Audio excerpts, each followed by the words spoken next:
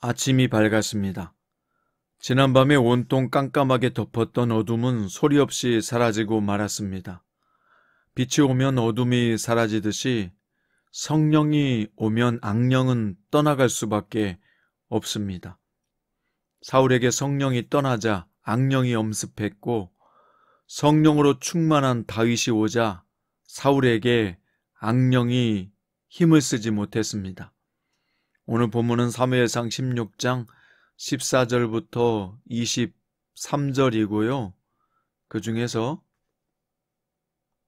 21절부터 23절까지 있겠습니다.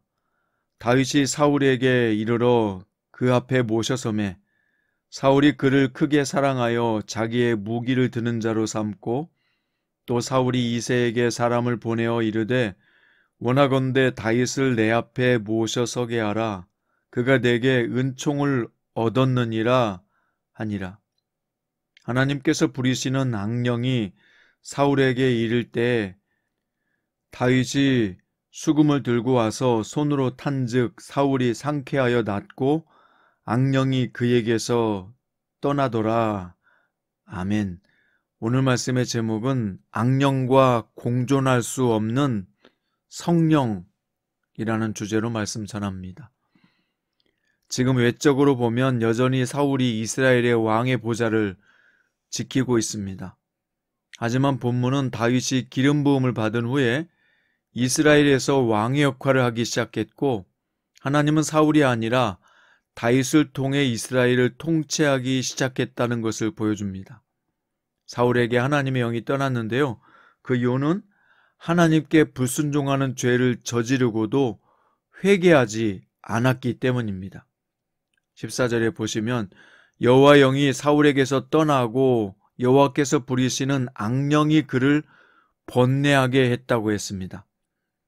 사울에게 악령의 지배가 강해지면서 피해망상증, 극도의 불안증과 정신분열 증세까지 나타났습니다. 10장에서 사울에게 성령이 임하자 예언도 하고 전쟁에서 승리했지요. 지금 그 모습과는 완전히 대조적입니다. 사울에게 악령이 지배하기 시작했다는 것은 하나님의 능력이 떠났음을 의미하고요. 이런 증상은 사울이 더 이상 이스라엘의 왕으로서 역할을 감당할 수 없다는 객관적인 증거이기도 합니다. 본문에서 사울을 괴롭히는 악령을 하나님이 부리시는 악령이라고 표현했는데요. 이것은 지금 사울에게 나타난 정신적 불안 증상들이 하나님께서 주도하시는 일임을 보여줍니다. 자, 악령의 괴롭힘으로 발작 일어난 사울왕에게 신하들이 다윗을 치유자로 추천했고요. 다윗이 사울왕 앞에서 수금을 연주할 때 사울의 증세는 호전되었습니다. 23절에 보면 하나님께서 부리시는 악령이 사울에게 이를 때에 다윗이 수금을 들고 와서 손으로 탄즉 사울이 상쾌하여 낫고 악령이 그에게서 떠나니라. 그것은 사무엘에게 다윗이 기름 부음을 받은 때부터 하나님의 영이 그와 함께하기 시작했기 때문입니다. 이것 또한 하나님이 사울을 버리시고 다윗을 이스라엘의 왕으로 택하시고 함께 하신다는 증거가 됩니다. 자, 이게 오늘 본문의 내용의 전체인데요. 이 본문의 말씀은 우리에게 무엇을 가르쳐 주고자 기록되었을까요? 본문을 우리의 삶에 적용하면 어떻게 적용하는 것이 바른 적용일까요? 첫 번째, 하나님의 통치를 거부하는 자는 필연적으로 악령의 지배를 받는다는 것을 보여주고 있습니다. 여호와의 신이 사울에게서 떠나자 악신이 그를 번뇌하게 했지요. 그 이유는 사울왕의 불순종에 대한 하나님의 징계였습니다. 성령이 떠나자 악신이 그 자리를 차지한 것입니다. 이것은 하나님의 통치를 거부하는 자에게 악령의 지배가 있음을 그대로 보여주고 있습니다. 사람들이 하나님의 통치를 거부한다고 해서 자신이 주인이 될 수 없고 자신의 삶과 영혼의 주인이 되는 것은 아닙니다. 지금도 너무나 많은 사람들이 하나님을 거부하는 것이 자신이 주인이 되는 줄로 착각하며 살고 있습니다. 그러나 그렇지 않다는 게 문제입니다. 하나님의 피조물인 인간이 하나님의 통치를 거부하면 하나님의 신이 떠나가고 악령이 우리 안에서 역사하여 우리의 몸과 삶이 망가지고 허송세월하게 됩니다.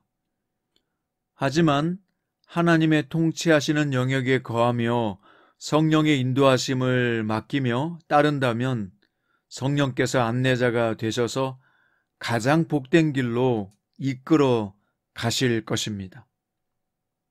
자, 두 번째 교훈은요, 성령님께서 성도의 마음 안에 내주하심인데 이것은 성도가 받을 수 있는 가장 큰 복이라는 것입니다.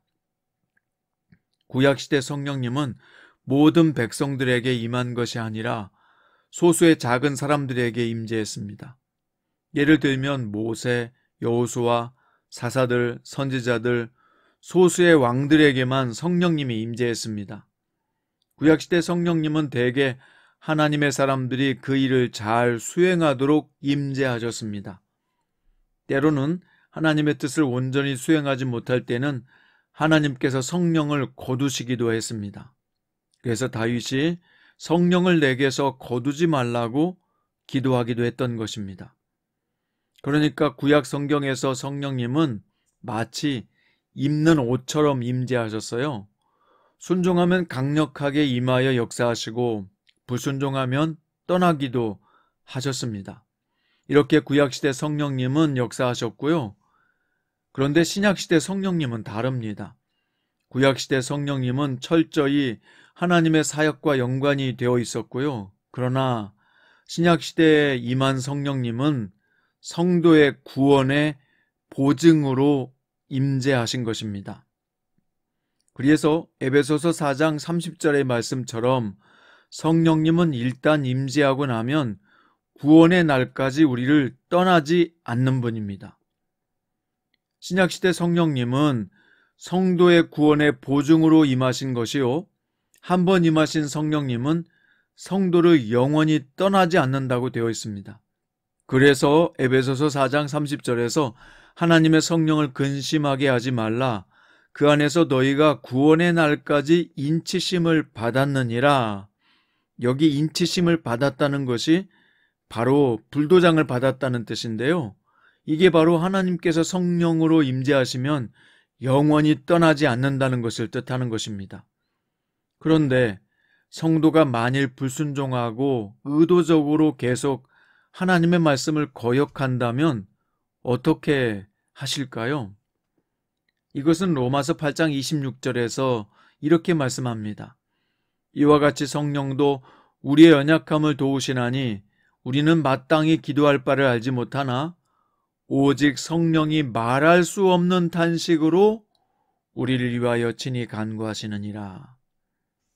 성도인 우리가 실수하고 죄짓고 살면 성령님이 떠나가지 않으시고 말할 수 없는 탄식하면서 바른 길로 인도하신다는 것입니다. 그러니까 성도가 하나님의 말씀을 벗어나게 되는 순간, 그리고 다시 돌아올 때까지 말할 수 없는 성령의 탄식이 있다는 것이죠. 그런 점에서 성령님의 영원한 내주하심은 성도가 하나님께 받은 가장 큰 복 중에 하나인 것입니다. 그러므로 사랑하는 성장큐티 가족 여러분, 오늘 여러분에게 성령님의 임재를 감사하시기 바랍니다. 당연하게 여기면 감사가 없지만 당연하지 않게 여기면 놀라운 감사가 나오게 되지요. 성령님의 내주하심에 감사하십시오. 성령님이 감동하여 죄를 생각나게 하실 때는 진심으로 회개하세요. 아울러 성령님의 충만함을 위해서 기도하시고 구하시기 바랍니다. 요한복음 16장 13절 말씀에 보면 그러나 진리의 성령이 오시면 그가 너희를 모든 진리 가운데로 인도하시리니 그가 스스로 말하지 않고 오직 들은 것을 말하며 장래 일을 너희에게 알리시리라 말씀하셨습니다. 진리의 성령님이 여러분에게 저에게 있다는 표징이 뭘까요? 진리의 성령이 오시면 그가 너희를 모든 진리 가운데로 인도하시리니 라고 말씀했잖아요. 우리가 바로 진리로 인도함을 받았다는 것이 진리의 성령을 받았다는 뜻이 되는 것이죠. 자, 사랑하는 성도 여러분, 로마서 8장 13절과 14절을 보세요. 너희가 육신대로 살면 반드시 죽을 것이로되 영으로서 몸의 행실을 죽이면 살리니 무릇 하나님의 영으로 인도함을 받는 사람은 곧 하나님의 아들이라. 그렇습니다. 우리가 하나님의 영, 성령으로 인도함을 받는 사람이기 때문에 곧 하나님의 아들이라고 성경은 말씀하고 있습니다.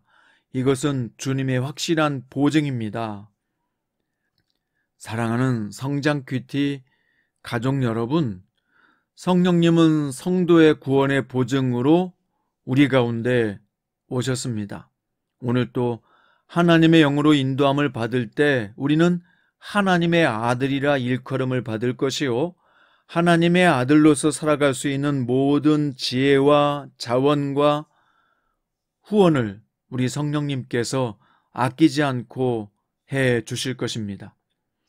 오늘 사랑하는 여러분과 저에게 다윗에게 임했던 성령, 또 신약시대에 바로 오순절 마가 다락방에서 임했던 성령의 놀라우신 역사가 오늘 우리에게 임하며 나타나기를 주의 이름으로 축원드립니다. 기도드립니다. 거룩하신 성령님, 우리는 성령님이 우리 가운데 내주하셔서 인치심을 믿습니다. 그러므로 성령은 떠나지 아니하고 우리와 함께 하시는데 성령을 근심하게 하거나 성령을 탄식하게 만드는 삶을 살지 않게 하옵소서. 오늘 또 성령님, 우리를 도와주시고 인도해 주십시오.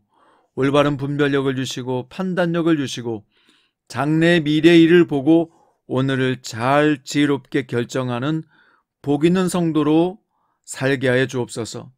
육신대로 살지 않고 성령의 인도하심을 따라 살 때 우리가 영적인 사람이 되고 우리의 삶에도 성령의 열매가 나타나게 될 줄로 믿습니다. 악령이 떠나고 성령이 함께하는 성령의 사람들로 우리를 충만케 하옵소서. 예수님의 이름으로 간절히 기도드립니다.